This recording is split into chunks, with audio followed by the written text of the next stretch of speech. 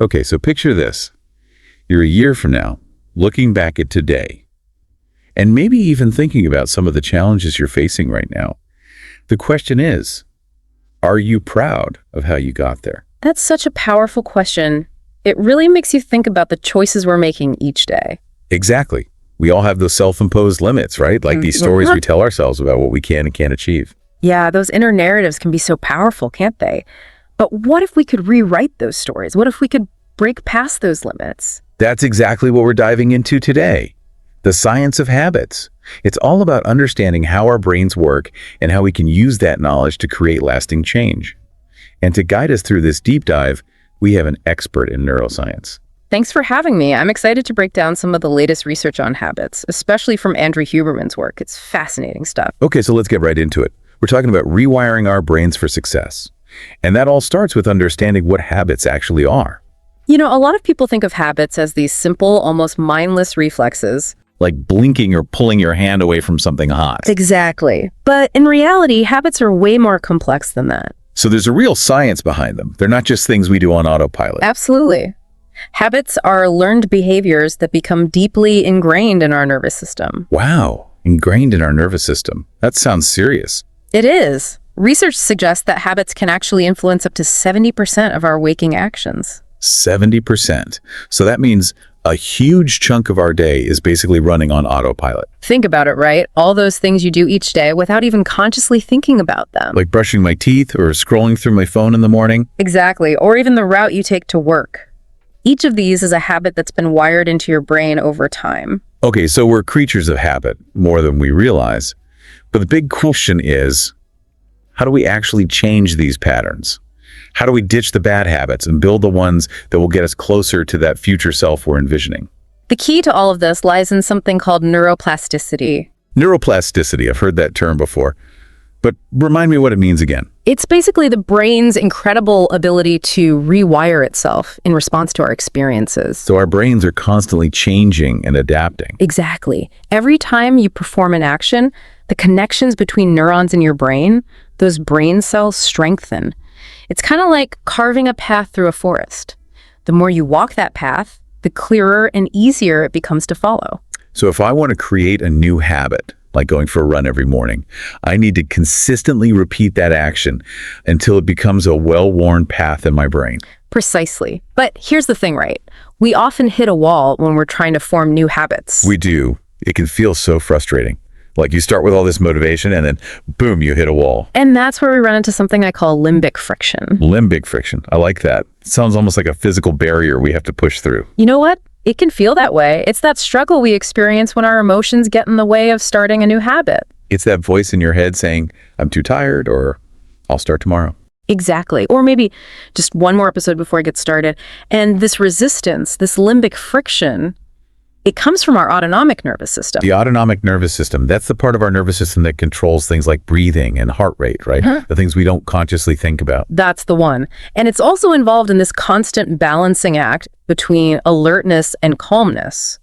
So when we're trying to form a new habit, our autonomic nervous system can sometimes throw a wrench in the works. So it's not just about willpower, it's about understanding how our nervous system plays a role in habit formation. Exactly. And remember that study where researchers looked at how long it took people to form the habit of taking a walk after dinner? Some formed the habit in 18 days, others took 254 days. That's a huge difference. And a lot of it comes down to limbic friction. That makes sense.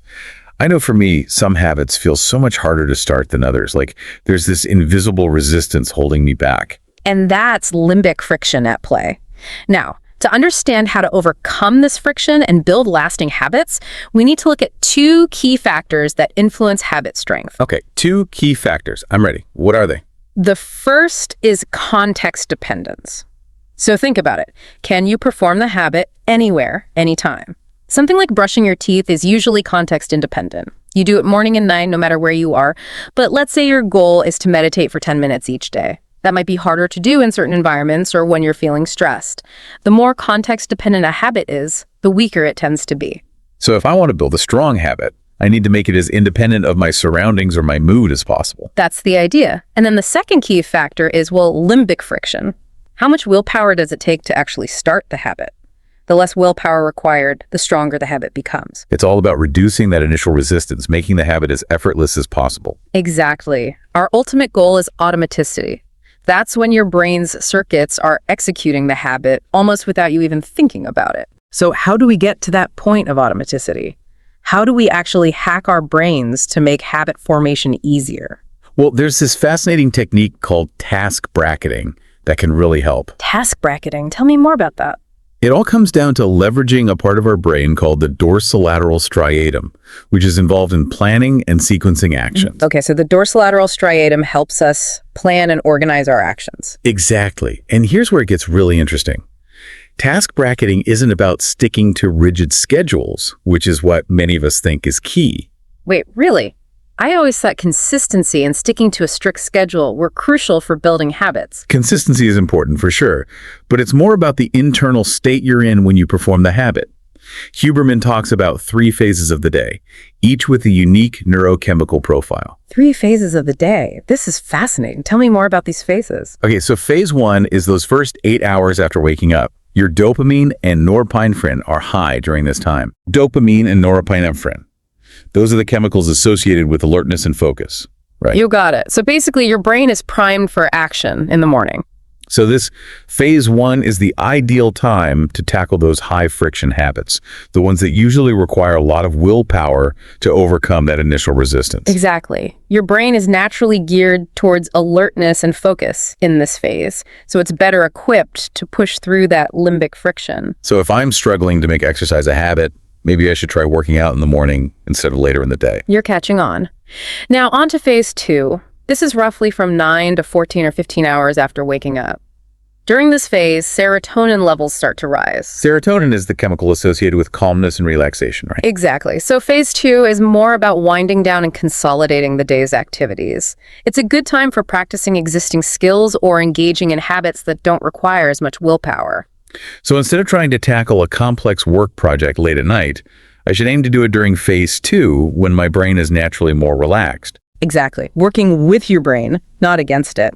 And then we have phase 3. That's the final phase, 16 to 24 hours after waking up. This is the time for deep sleep. Deep sleep. That's essential for consolidating all the learning from the day and allowing our brains to reset, right? Precisely. It's all about working with your brain's natural rhythms.